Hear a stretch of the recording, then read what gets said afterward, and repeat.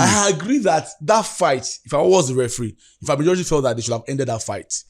That's just at the 9th round. That was because he was taking too many punches to the head. Exactly. Of course. And was a bit, was a bit he didn't even know what was going around. He was wobbling. His leg was leaving him. Yeah. Klopp bought players for his own type of football. Style of football. You understand? And slots might be different. There's definitely but he's meeting Klopp never met top players. I think and Slot is meeting proper top team. He's meeting a proper team. Yes. But at the end of the day, is down to I heard he likes play with the number 10.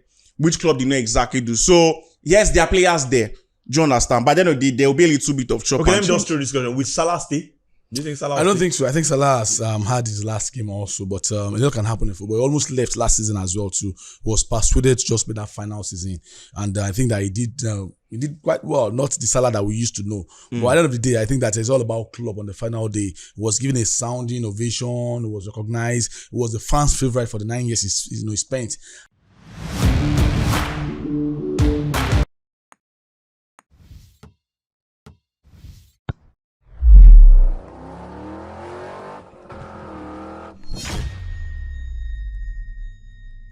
Well, you have seen a lot of fights. In fact, everyone here, we've seen a lot of fights. If there is anyone that you will tell me that my very good guy, Tyson Fury, will be wobbling and doubling. I never saw that coming. I'm sure at some point it would look as if, is this really me?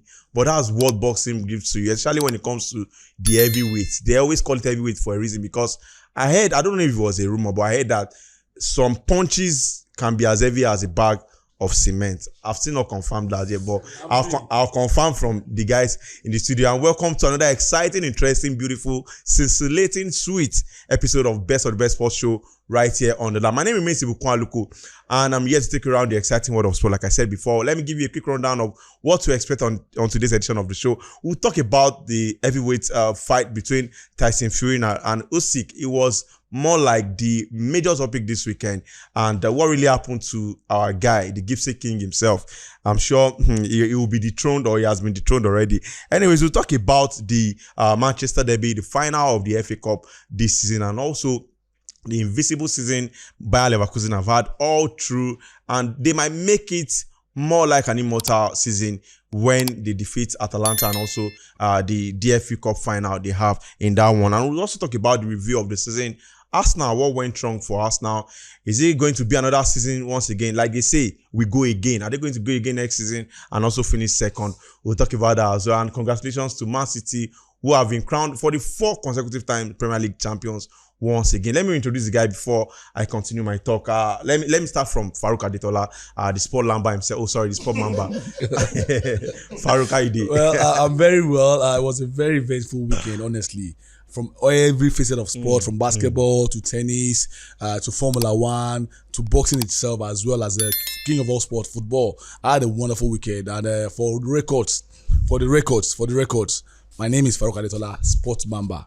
There's only Lamba here, and Lamba himself knows himself. Guys, it's good to join you again. You are not the one driving the show, and I'll punish you for that. So, Roy, it's good to have you here once again. I love your wristwatch. Your nice sneakers right there. Thanks, brother. Last weekend was a mixture of feelings for me, because just lately Chelsea picked their form, and why is it always about Chelsea? No, it's not about Chelsea. But what I'm trying to say is, coming from a Chelsea fan, you understand, I still need to speak about them because they ended the league on a higher. It's higher than Manchester United, And trophy for that. And I beg, produce a trophy for that. I beg. The other side of it is that, knowing that the English Premiership or the league has actually ended, it's going to be a boring weekend henceforth, But well, talking about boring weekend, anyways, we'll come back to that. Izu, now it seems as if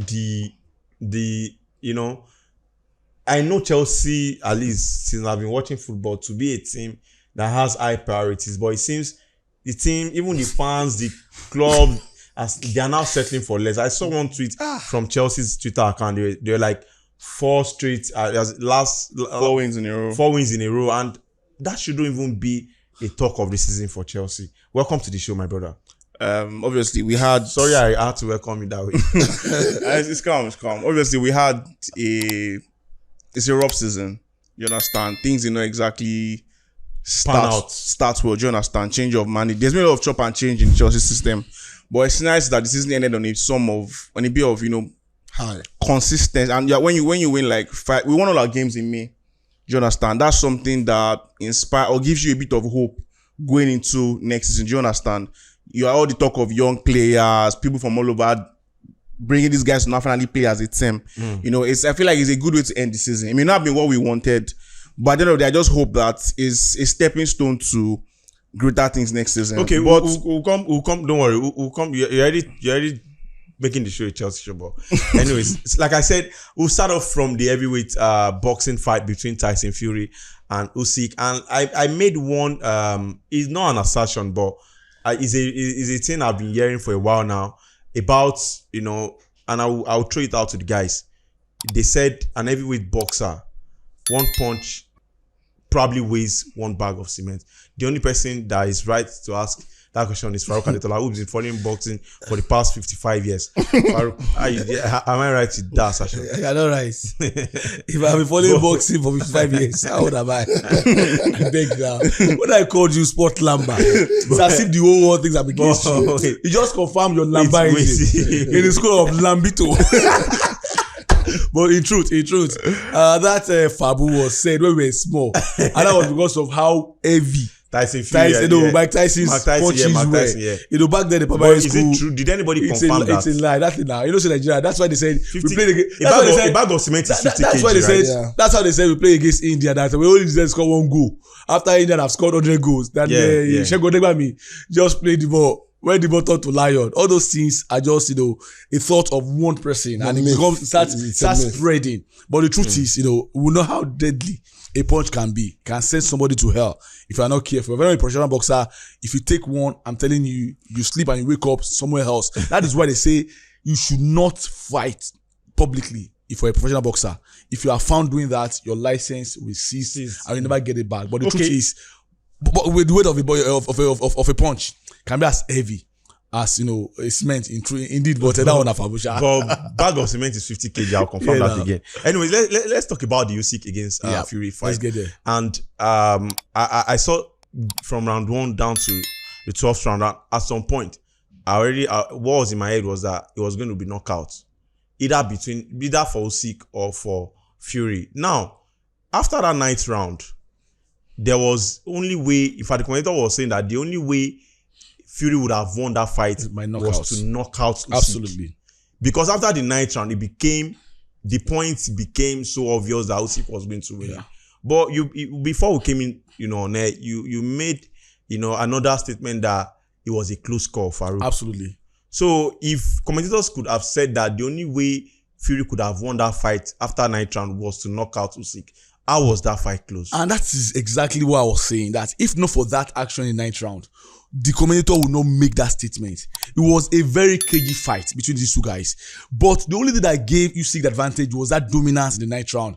To me, it was a knockout. To me, it was a knockout because it was obvious that Tyson Fury was suffering too much in that bout. Yeah. And he was able to navigate that just by luck and also by his tenacity as well. But in the end, you really want to say that who was dominant in that fight? Obviously, a little fine margin between them. But one thing I've always admired Usyk for, while he was in cruiserweight to heavyweight, is that he's a man that has a very high intellectual IQ of boxing. He can manage the ring well. No matter how big you are, he doesn't believe that. Size is very, very important in boxing. Yeah, but it's not always 100%. If it was 100%, Tyson would not have the career. You are talking about the original Tyson, Mike Tyson. But one thing about this guy is that confidence, he's got it.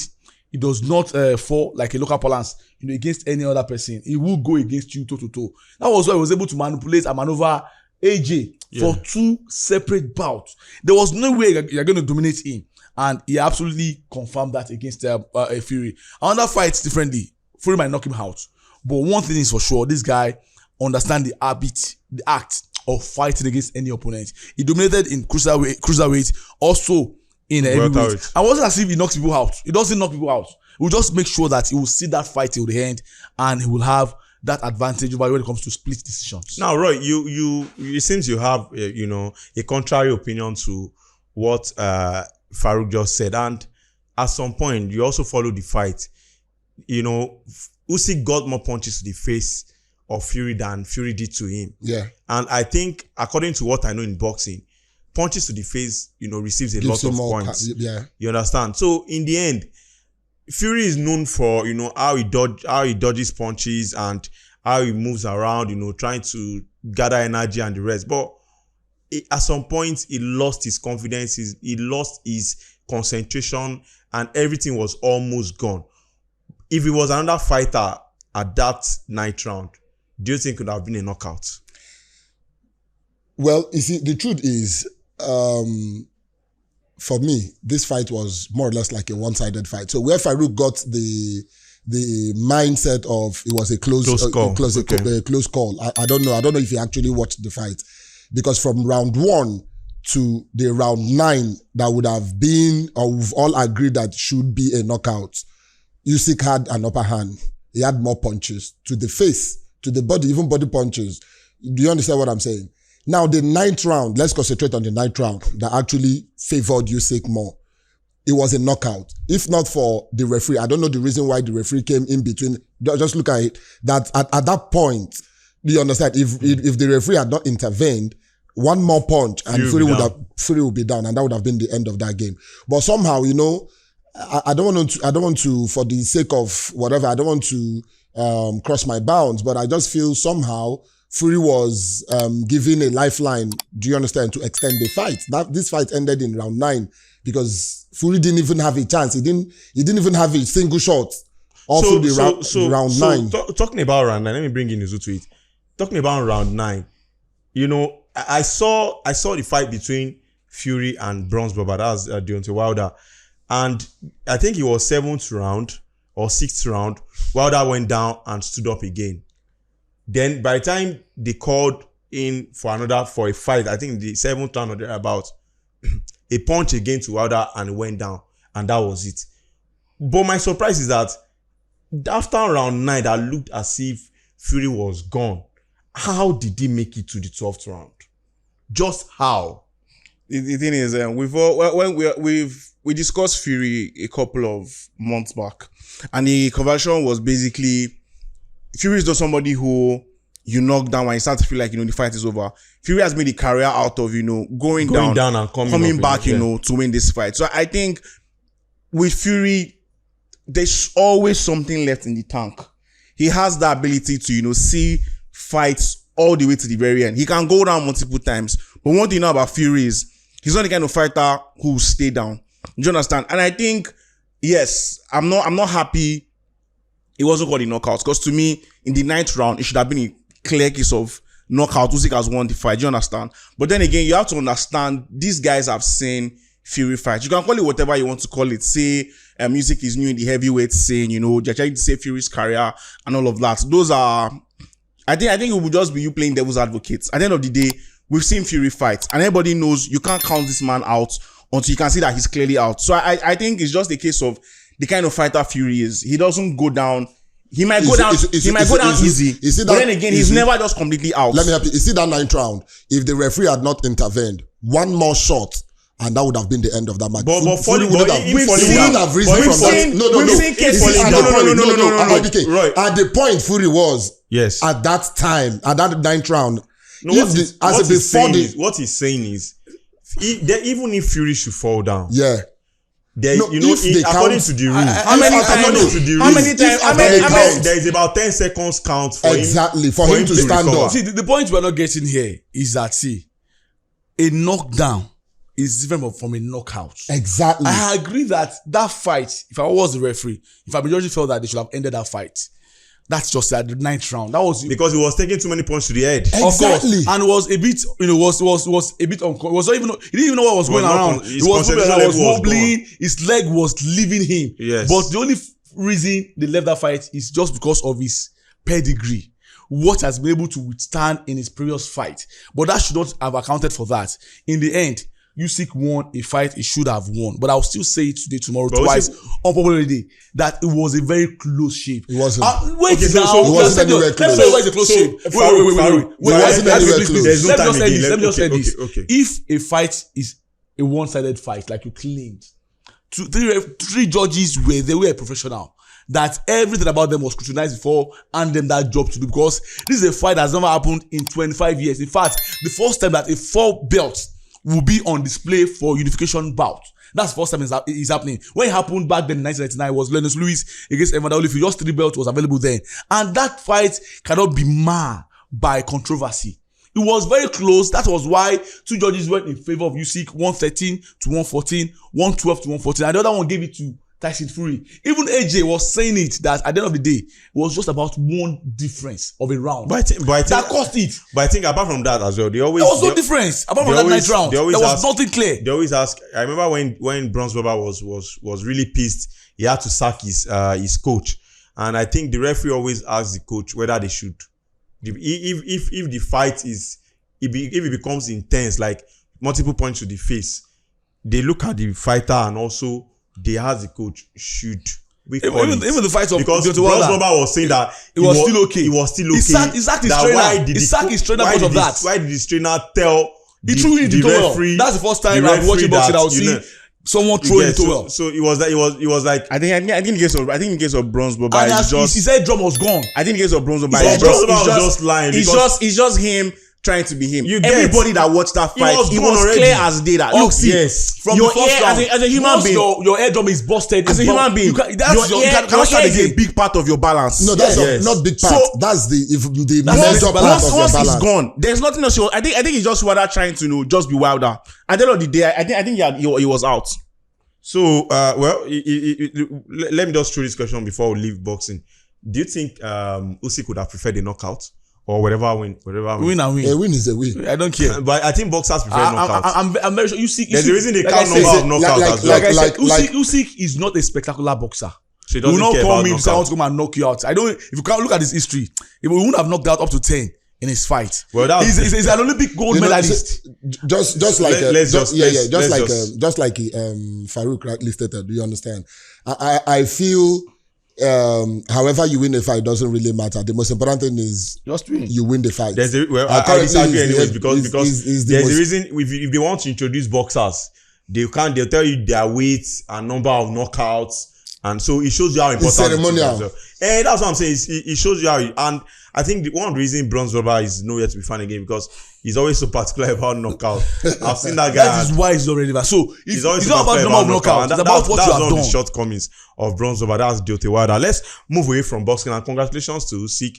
Hopefully we'll see another fight with Anthony Joshua. I don't know if he will be the one to call it. The next call now is for Fury to ask for a rematch in October, which he will activate almost immediately. Yeah. But if Usyk should beat him again, he activated it. He will. He said he's going to do that. He wants to just speak to his family. If he should beat him again, that's the end. But if Fury should win, it might become a trilogy. That is the third fight will come in.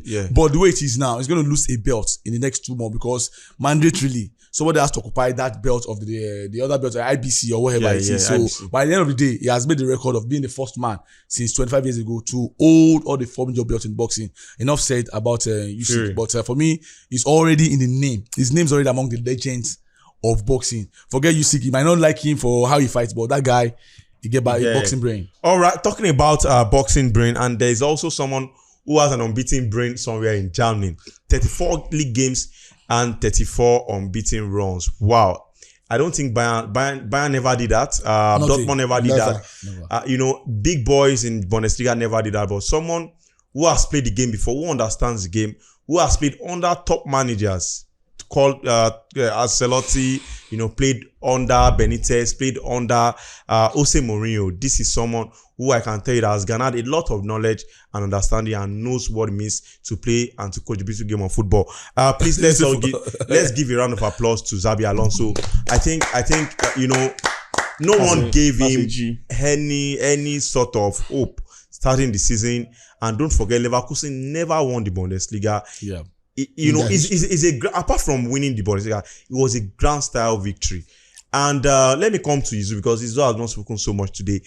Izu, looking at the whole season of Leverkusen, would you say it's down to the fact that maybe Bayern were not, as good as they should be? This is actually the worst Bayern season, in a while. I think they finished third in the Bundesliga, which has never happened since I knew Bayern. But is it down to Bayern not being good enough this season? Or you just think that Leverkusen side are just on something, that we cannot imagine. I think we need to give these guys their flowers. Yes, Bayern may not have had the season that, you expect of them on a normal day, being Bayern Munich and all of that. But then it takes a lot to be almost perfect. That's exactly what it would take for you to take the league away from the likes of Bayern and even Stuttgart that had a very good season. If Leverkusen had slip-ups here and there, it would have probably been a 3-man horse race. Do you understand? But there was no room for that. Everybody knew at some point, I think as early as March or April, that look, this league is done. And then the icing on the cake was doing the double over Bayern Munich. You understand? Not a lot of teams have the luxury of doing that. So I don't think it's right to find a way to now use Bayern to polish the success. It has nothing to do with them. These guys were just almost perfect. You understand? It was beautiful to watch them do what they did. And that has to do with Bayern being, well, even if Bayern had their best of seasons, they still lose games during the course of the season. Of course. These guys did not lose. And even the draws they had, not so much. They won majority of their games. Let me help you. They won 28 of their matches out of the 34. Wow. They won 28. God, my God. So even you can imagine that. Even Arsenal's unbeaten season was full of draws. You know why this one is the best? Arsenal unbeaten season, they won 26, drew 12. Do you know why this is the best ever? They had 90 points. And the way and manner they ended up not losing some games that you think, it's done and dusted. They call them the king of comebacks. And 96 winning, 97 to make it more interesting, Alonso is just coaching his first full season with the club. They call them Bayern Leverkusen. They have not won anything, but now they are called Bayern Never Losing. They don't lose games any longer. And to make it more interesting, in a couple of weeks from now, they might become the first team that will do immortal in Europe. No, so talking about that immortal, let's just wrap it up from there with that for Bayer Leverkusen. Now they have Atalanta, in the UEFA Europa League finals, and I think they have Kazalot in the DFB. I think that one is undusted. No, it's not undusted. I think that one is undusted. I think both. No. I think the Atlanta will pose a little problem. They've got the manner at which Atalanta got to the finals is enough statement that I think Leverkusen should need to up their game in that finals, Farouk. Well, I agree with you. It's a cup final. Anything can happen. But there's always a favorite in every game. I will say it that Bayer Leverkusen are the clear favourites. They have been knocking since 2 years ago from conference to Europa League. They were slightly beaten by, I think it was Mourinho at the point in time.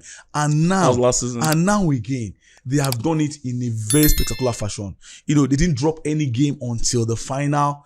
And now they have a chance of winning 2 extra games. One in the DFB Pokal against Kaiserslautern, a team that I love so much. I think this guy played for them back then, Terrible West in Germany. And now they're going to play against a Division 1 side, in the Bundesliga 1. And I'm very sure they are going to take them to the cleaners if everything falls according to plan. The final against Atlanta, well, it's a tale of 2 Nigerians facing each other. Natentela and Boniface against Aruna. Anybody who wins will be happy for that. It's a win for Nigeria. But just because of what we want this guy to achieve, honestly, I'll be rooting for Bayer Leverkusen. I feel that they're the favorites. Yes, Atlanta will always come and do it. But do we call that a treble? They play. Of course, a treble. It's a treble. It's a treble. Might not be in fact, might not be the major treble. It's of course not a major treble. We have to be specific. The major treble is that of Champions League. But why this one will also equal with that treble that we call the invisible treble is that because these guys have gone all through the season without losing a game. They achieved those 2 feats. So for me, so talking about all through the season, let me end this with this question, Roy. Now I said that Xabi Alonso has worked under Jose Mourinho, Rafael Benitez, Carlo Ancelotti, top managers. I think at some point, even Manuel Pellegrini, Pep Guardiola as well. To be honest, they say that you are as good, a good student is as good as his or her teachers. You get. And I know that personal training too is very important. Absolutely. Like lessons and the rest. But can you boil this success of Xabi Alonso down to the fact that he's been able to work under top managers all through his career? First and foremost, let me even bust your head. His father is a coach or was a coach. You understand? So he comes from a traditional football family. He understands what the game is. Now, he he had that grace of understanding football from childhood. Now playing under this number of coaches you've mentioned, Del Bosque, Jose Mourinho, what have you, is like depositing knowledge or extracting knowledge from different world-class coaches, forming your own ideology. You understand? That is actually the result of what you are saying here. And the beauty of this Leverkusen team is that it's not built around a particular player. The team is built. There's this team spirit. They play massive defense, massive attack. They are a team. You understand? They are a team. You cannot pick a particular person over the other. Yeah. Do you understand what I'm saying? And it's more or less like a system team, plug and play. You remove this person, you fit in the other person, and the person fits. Well, they always say for every hard work, there's only just more work. Yeah. And that's what the story of Xabi Alonso, because a lot of people have been clamoring that let's see him outside Leverkusen. Let's see him at a big club. He has only spent 1 year there. Why do you want to see? Real Madrid, Barca, Man United and the rest. And there's someone hiding somewhere. I don't know what's wrong with him. That's Zidane. I don't know why he's still not gotten any managerial job. No pressure. No. I think the last decision was like he wants to coach the French national team. Let's just move away from that. And congratulations to Bayer Leverkusen and Xabi Alonso. Let's go straight to this weekend review of the Premier League games. And we knew that it was going to be more like an uphill task for West Ham to go to Etihad, a slaughtering ground, a ground where even Real Madrid couldn't get a win. And miraculously, just get something out of it. Never have I thought, I said here that even while sleeping, while taking my bath, while brushing my teeth, I had thought about it, and there was no way West Ham would get anything at the Etihad. Sadly, Arsenal fans knew that, but one funny spirit was just saying that something can happen. Miguel Antonio. Someone said it was malaria. You have to also take the blame, or rather, we have to mock it a little, because right here in this studio, you stated that come what may, Arsenal will lift this trophy. You said it. How did you just switch over now? You said it. You rooted for Arsenal from the beginning to the very end. You rooted for Arsenal. Yeah, I tried, but the last game of the season, so the I truth knew is that there was no way West Ham would get points. The truth is, Arsenal lost the Premiership the day they lost against Aston Villa. Yeah. I don't think that's a loss. No, that was the day. I don't think that. No, they lost the league the day they went to the Etihad with their tail between their legs from the very first. No, that's not true. They lost the league. That's not true. They lost the league. City not dropped points. City dropped points afterwards. No, they did. That was the last time they dropped a point. Against who? No. Who they dropped against? After Arsenal, they won all their games. And I said here that the mistake Arsenal made was so if Arsenal had won that against Aston Villa, that means they will be level on points. No, there will be more points. They were already leading. No. If Arsenal had won against City, okay, that against Aston Villa, against Aston Villa, that means you said now let's do the calculation. Wait. Let's do the calculation. This is mathematics. They drew against Man City. Yes, and Man City never lost since then. Exactly. They won all their games, right? And they are 2 points ahead of them. Arsenal only dropped points against Aston Villa after City. Which is 3 points. So it's obvious that Aston Villa had won against Aston Villa, they would have won that Premiership. See, the argument, no. The argument is, wait. Let me say this. The argument is not a mathematical one. Do you understand? I saw Rodgers' interview, I think with Sky or TNT Sports yesterday. Right. Look, it was very simple. You beat City, and then, okay, look, we've beaten you guys. This thing of, it's mentality. Must you beat City? No, you have to. It's mentality. Look, but that was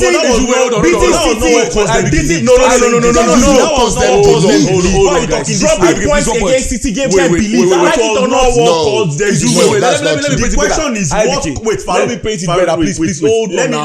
Let's ask the question here. The question here is, we are all in a day. What made Arsenal? Why did Arsenal lose the league? Now we've said it that they drop points. At what point did they drop points that caused them the league? That's the question. Please answer it. At what point did they drop points? At the time they played against City, they were topping City. Yes. You understand? Yes. Beat City at that point in time is about 6-7 points ahead of them. But they drew City and they were still topping. Yes. And it's very simple. They lost against Aston Villa 3 points. If they had won that 3 points, they'll be 1 point ahead of City at the end of the season. But that is not the math. The math is at that point of the season in March. If you had beaten City probably before that time, we would say it doesn't matter. Okay, so now this is Wait, now let me finish now. Okay, I thought you're done. If I had beaten City probably in January, December, you say there's still enough time for everybody to recover. But we have about 8 matches left in the season, and you are playing a City, and you are the best team in the league at that point in time. Not conceding, you were winning all of your games, and you went to Etihad. Farouk, they didn't lose at the Etihad. That's my point. They didn't lose at the Etihad. Let me help Why you guys talking this way now? I'll tell you today, tomorrow, twice again that the reason why Arsenal lost that game is not about Aston Villa. Farouk, let me help you. They'll win the league as well. Farouk, let me help you. Farouk, let me help you. First and foremost, from the beginning of January, Arsenal never lost a match until they went to Etihad, right? They were 4 points ahead of City. They went to City. If they had won City, 7 points. They would have been 7 points Will ahead. they catch up with them? Hold on now. Sorry, they were 3 points ahead of them, right? Now, they drew against City. See, Etihad is a very difficult stadium to play. No matter how good you are, Real Madrid. You are going there to win. How? Real Madrid went there and they couldn't win. And you are making it look as if Arsenal is going to play against not even a Crystal Palace, a Luton Town. At the end of the day, so you are playing a competitive team as well. Now, where Arsenal lost the plot was actually losing against Aston Villa. I don't agree. If they had won against Aston Villa, they would have won the league. They would have won the league by 1 point. They would have won league too. If they won against City, they would have won league as well too. See, Farouk, wait. This thing we're arguing. This thing that City do where it's down to the wire. We have to know our games to win the league. They don't do it because they have the best of the best players. It's mentality. Now, you want to win the league. You want to beat City to win the league. How else do you want to show me that, look, I'm coming for you and you're going to see me coming? You're coming to my house. You're coming to my house. It's not realistic. You cannot tell me you're ready to be a champion and then you want to come at me and be a schoolboy. Let's do this now. I'll bring it back now. You are playing against a team that is as good as you. Remember the season that City first won the Premier League under Mancini. United were leading with 8 points. Up come a game against Man U, against City at Etihad. What happened in that match? The only goal that was scored in that match was scored by Company. And was 5 points. And that was the end of United. After that game, United dropped point after point after point, and it went down to goal difference. Apart from that, let me ask your enemy. Let me ask what you just said. You beat City. There's no reason why you cower because Liverpool dropped against Crystal Palace. Like it or not, if they are beating City, no matter what Liverpool had played against Crystal Palace, it doesn't matter. The belief to beat Aston Villa would have been there. You're not understanding what I'm saying. It's mentality. It's not about mentality. It's mentality. Let me finish it up. I'll say it again that, I've been in situations like this and I can tell you for free that Arsenal didn't lose to Man City. They went to the Etihad, they picked a point. Which was the best strategy. That was the best strategy. I've said exactly. Does this still make sense now? I will say that strategy does it still make sense now? Losing to Aston Villa. I don't know why we are arguing about this. No, you should be the one that should be asking yourself because losing to Aston Villa was when they lost the league. How many teams? Pure mathematics. How many teams can go to Etihad Stadium and collect 3 points? It's not about how many teams. Anyways, guys, the funny thing about this whole thing is that Man City eventually, despite Arsenal leading them with about 13 goal difference, or better goal difference, they cut it down to 1. I think it was they finished the same goal difference. Okay, as at the final season, they finished the same goal difference. So Pep didn't only come for Arsenal's points; he also came for the goal difference as well. And yes, the end of the season, we saw Man City finishing first with 91 points. And Arsenal finishing second with 89 points. Liverpool ended with third, I think 81 points. And also Aston Villa finished fourth and they qualified for the Champions League. Chelsea also, I think they're already playing the Europa League. No, Conference League as we speak. Was it Conference League as we speak? Yeah. And Tottenham will be going to the Europa League as well. No, that is tentative. So if Man U wins Man City, then Man U will be going to Europa League. So Tottenham will be going to Conference. No. Tottenham will still play Europa League regardless. Tottenham have secured. They secured Europa League. While the ones who are going to this Europa is contingent on Man City winning the FA Cup. We've talked about those that have gotten something out of the season, and also those that lost a lot out of the season. The 3 relegated side were the 3 promoted side. Sheffield finished last on the table with about, I think, 12 points or 11 points or thereabout. Terrible points for Sheffield. To be honest, I don't want to see them ever again in the Premier League. And also we had Burnley finishing 19th and Luton Town finishing 18th. Hopefully we'll get the new guys who have promoted. Leicester City. I'm sure Leicester, big boys. There's no way they are going back. Proper Premier League team. I've already said it that there's a reason Leicester came back immediately, because nobody expected them to relegate at that point. Away from the Premier League, and congratulations once again to the best ever team that ever emerged in the Premier League, Manchester City. A Pep Guardiola's Manchester City, winning 4 back-to-back Premier League titles, and also at some point they had 100 points, bro. At some point they scored over 100 league goals. Yeah, there is nothing we can take away from that Pep Guardiola. I will say it over and over again that if Alex Ferguson is sitting on this same chair, Pep also will be sitting. They won't lap him. No be one chance. He will have his own space and sit there as well. Hopefully next season we'll have Man U to compete, Chelsea as well to compete for Premier League title, and also Arsenal and Liverpool. Guys, let's talk about Klopp leaving before we go straight to the FA Cup final. And Slot coming in, to Liverpool. Are we going to see a continuation of what Klopp has done? Just a quick answer from any of you guys. I don't think it's going to be a continuation, because like it or not, Klopp bought players for his own type of football. Style of football. You understand? And Slots might be different. There's definitely. But he's meeting. Klopp never met top players. I think, and Slot is meeting proper top team. He's meeting a proper team. Yes. But at the end of the day, is down to. I heard he likes to play with a number 10, which Klopp did not exactly do. So yes, there are players there. Do you understand? But then there will be a little bit of chop. Okay, let me just throw this question. Will Salah stay? Do you think Salah? I don't think so. I think Salah has had his last game also, but a lot can happen in football. He almost left last season as well too. He was persuaded to just be that final season, and I think that he did quite well. Not the Salah that we used to know. But at the end of the day, I think that it's all about Klopp on the final day. He was given a sounding ovation. He was recognized. He was the fans' favorite for the 9 years he spent at the club. I want to say that he did quite a lot. Unfortunately, he met a very, very sound and better manager in Pep Guardiola. For the new coach coming in, well, whether you meet world-class player or not, honestly, to inherit shoes like that, a fan favorite, a cult hero, it's always going to be difficult for anybody coming to take up that job. If you have not Pep Guardiola, that's the only person I will spare. That go and bring Alex Ferguson's job. It will fit in without any problem. But other coaches will struggle. I'm talking about the man coming from Portugal. From Portugal, right? Is it from Portugal or Holland? From Holland to England. Yeah, it would struggle. And but at the end of the day, it's about his own philosophy mindset. If he comes in and meet the good, bring his own player and everything fits well, he might also compete for the league. Also, if Liverpool are not as bad as we think, they're already a fine club, also challenging.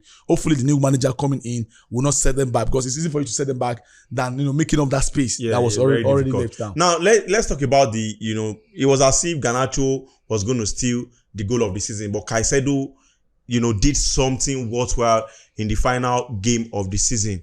Do you think he can beat Garnacho's goal for goal of the season in Premier League this season? I don't think. No, for me, I think so. I don't think so. No. Sentiment. Divide of sentiment. I think it will. But is Garnacho's goal really? Is it really the goal of the season? He has been given the goal of the season. No, they've not. He has been given. Go and check. Is the goal of the season?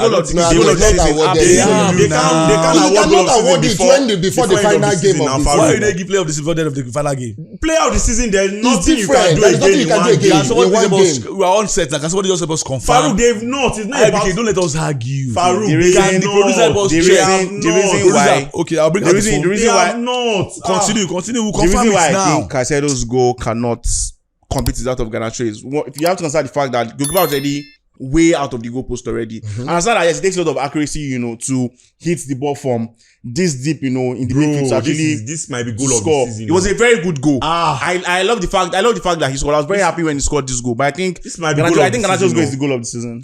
No. See, this is beautiful. See, no doubt. Garnacho's goal is a scissors kick. All right. at the box 18.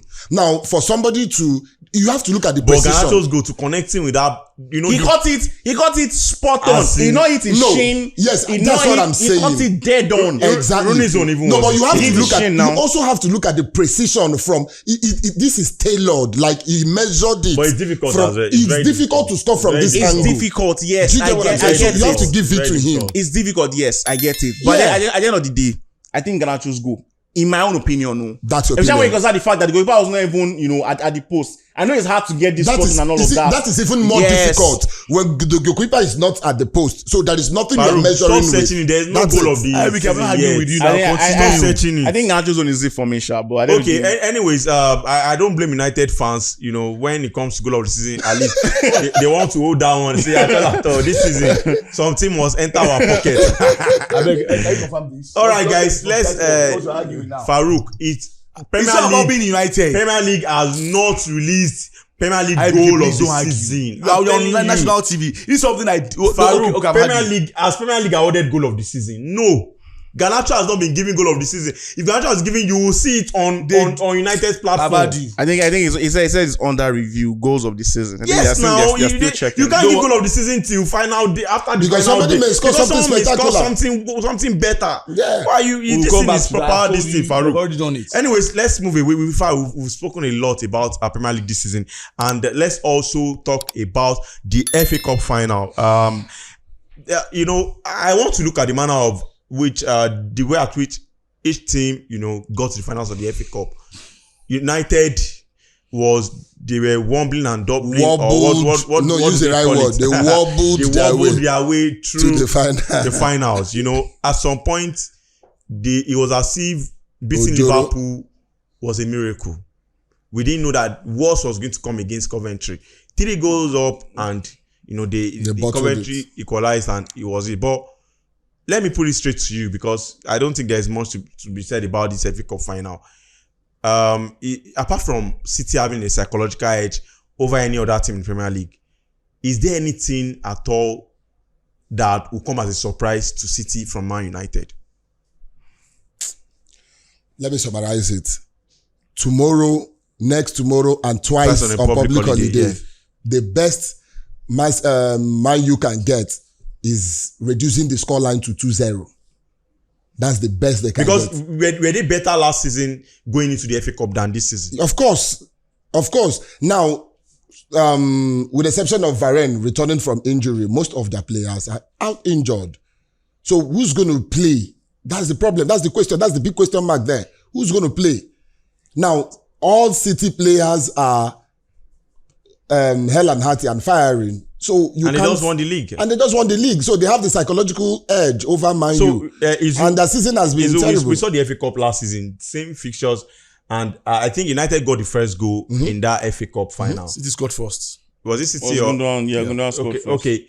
Now, are you expecting same close contest this season? This FA Cup. Let's just round it up quick. I think I'm going to play devil's advocate, and the reason I'm going to do that is I saw a video yesterday, or rather towards this morning before I came on set here, and they're talking about City's run to win the league, and it was very evident that the one thing they wanted to do the most this season was become the first team to win the Premier League 4 times in a row. I think it was part of their stadium where it was even written clearly, and then they put something yet, and Pep kept reiterating it. Now my fear is their season may have climaxed with them winning the Premier League, which is 4, and then they show up to the FA Cup and they don't look like Obviously not Pep Guardiola City. Look, that's something I'm being devil's advocate. They might show up on that day and things might not just go in their favor, and they find it difficult to find an extra gear.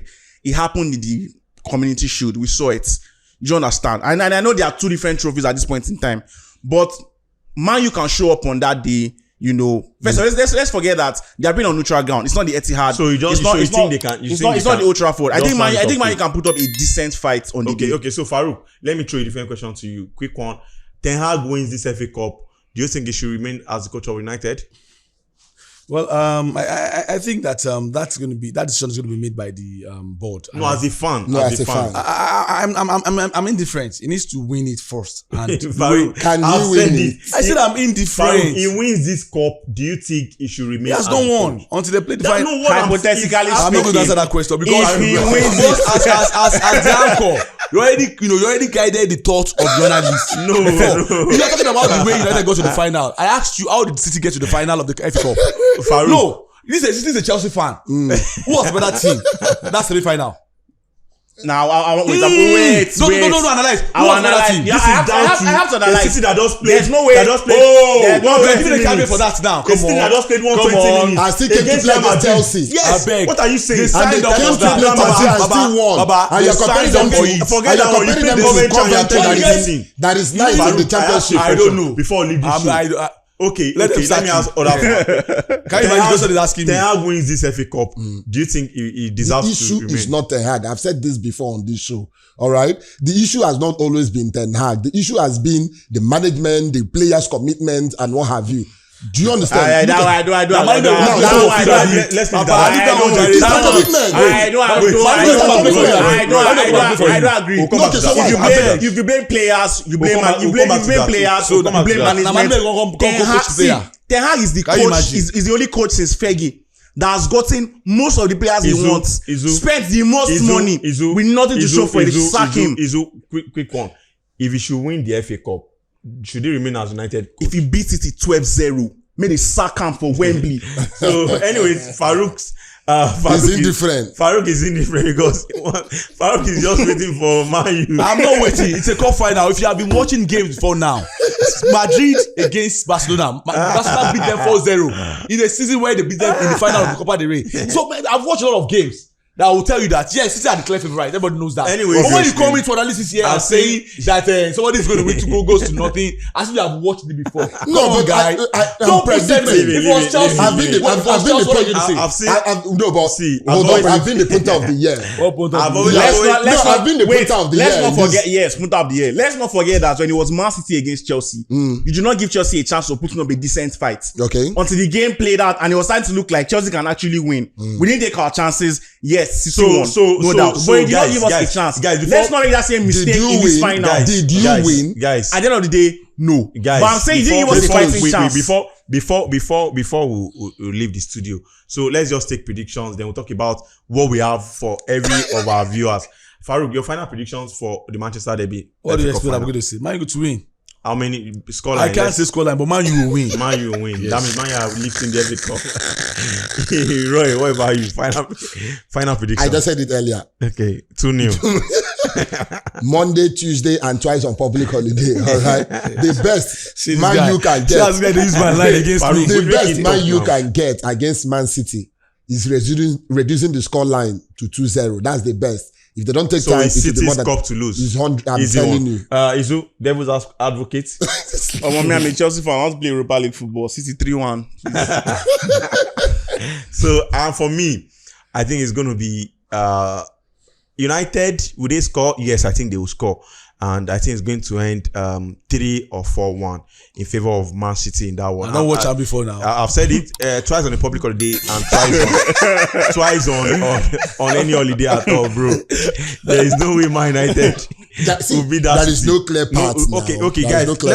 Let's quickly talk about what we have for the fans apart from what we've been dishing out on. In fact, this fantastic season of the Best of the Best Sports show, we have the finals of the Europa League between Bayer Leverkusen and Atalanta. You have a lot to win. 30,000 naira if you correctly predict the scoreline of that one on our YouTube page. The video and the post is already there on our YouTube. You can find it there with the graphics. The Europa League final between Bayer Leverkusen and Atalanta.